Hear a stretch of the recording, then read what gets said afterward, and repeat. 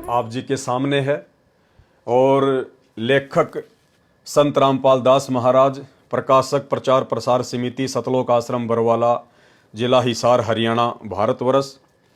अब हम गुरुदेव भगवान के आशीर्वाद से जो खुलासा परमपिता परमेश्वर जी ने इस पुस्तक में अपने कर कमलों से किया हुआ है, हम गुरुदेव भगवान के आशीर्वाद से उन्हीं के द्वारा किए गए सरलार्थ को पढ़ेंगे और जहां भी परमात्मा आवश्यक समझेंगे तो दास को निमित्त बनाकर खुलासा भी करवाएंगे। और भाई और बहनों, चूंकि ये सतगुरु रामपाल जी परमेश्वर जी के कर कमलों से अनुवाद किया गया है, हमारे गुरुदेव भगवान के कर कमलों से ये पुस्तक लिखी गई है, इसलिए यदि हम इस पुस्तक को वैसे भी पढ़ेंगे, चाहे आप जी स्वयं पढ़ो, चाहे परमात्मा दास को निमित्त बनाकर वीडियो के माध्यम से जो पढ़वा रहे हैं, तो इसके पढ़ने मात्र से भी हम लोग बहुत सारे पुण्य के भागी बनते हैं।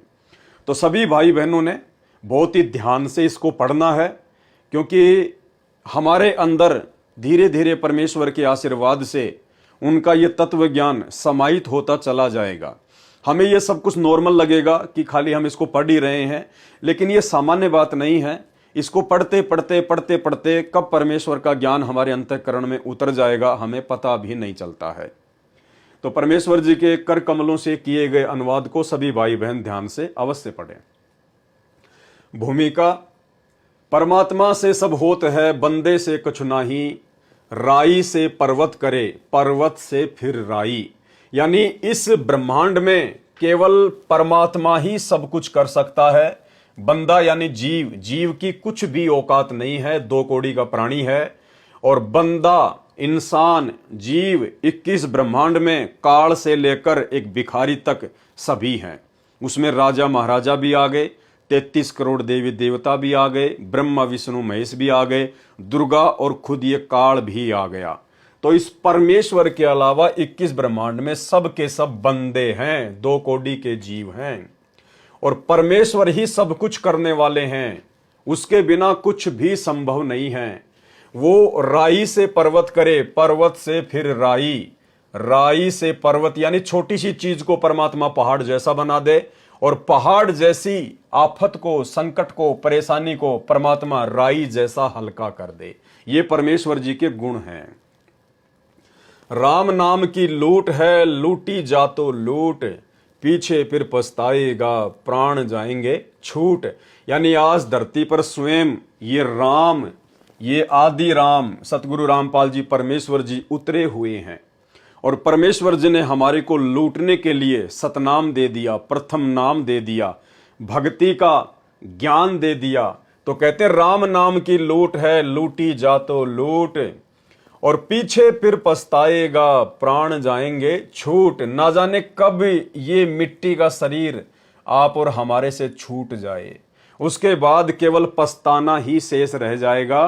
क्योंकि इस मिट्टी के शरीर से परमेश्वर ने केवल हमसे भक्ति करवानी है, अन्यथा इस मिट्टी के शरीर की कोई वैल्यू नहीं है, कोई कीमत नहीं है। इसकी कीमत केवल इसी में है कि हम परमेश्वर की भक्ति करके हम इस मिट्टी के शरीर से अपनी आत्मा का कल्याण करवा सकें। भक्ति बिना क्या होत है, भ्रम रहा संसार, रति कंचन पाया नहीं, रावण चलती बार। अब रावण से बड़ा तो कोई नहीं हो सकता। यहाँ पर रावण के पास में जितना धन था, जितनी संपदा थी, जितनी संपत्ति थी, जितने उसके ऐसो आराम थे, जितनी उसके पास में सिद्धियां थी, तो परमेश्वर ने रावण का उदाहरण देकर यह बताया कि रावण जैसे धन धान्य से परिपूर्ण और रावण जैसे रिद्धि सिद्धि से युक्त तुम लोग लाख जन्म भी नहीं हो सकते। और वो रावण भी अंत में खाली हाथ गया, रति कंचन पाया नहीं। रति कंचन मतलब चूंटी भर भी सोना वो रावण अपने साथ में नहीं लेके जा सका, जिस रावण ने 48 किलोमीटर ऊंची सोने की लंका बनाई हुई थी। तो गुरुदेव भगवान कहते हैं भक्ति बिना क्या होत है, भ्रम रहा संसार, कि अगर तुझे कुछ प्राप्त भी करना है तो वो भी परमात्मा की भक्ति से ही प्राप्त होगा।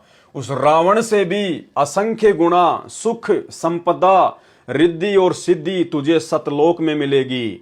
4 मुक्ति जहां चंपी करती, माया होरी दासी, और दास गरीब अभय पद पर से वो मिले राम अविनाशी।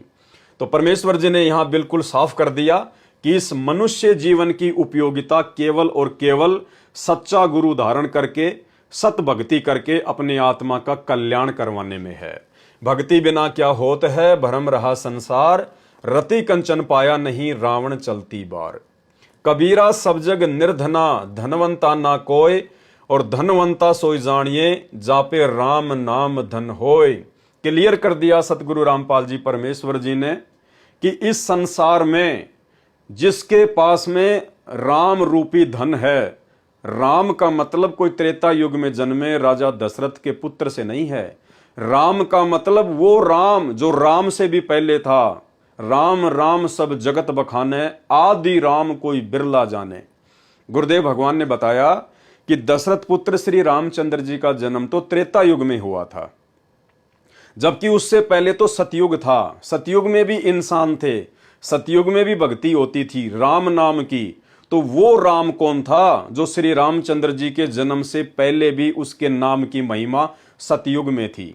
तो परमेश्वर कहते हैं कबीरा सब जग निर्धना, कि उस राम नाम की कमाई के बिना जो राम आज धरती पर सतगुरु रामपाल जी परमेश्वर जी के चोले में प्रकट है, और राम नाम धन यानी सतगुरु रामपाल जी ने हमें जो प्रथम नाम दे दिया, जो सतनाम दे दिया, वो वास्तव में राम नाम धन है।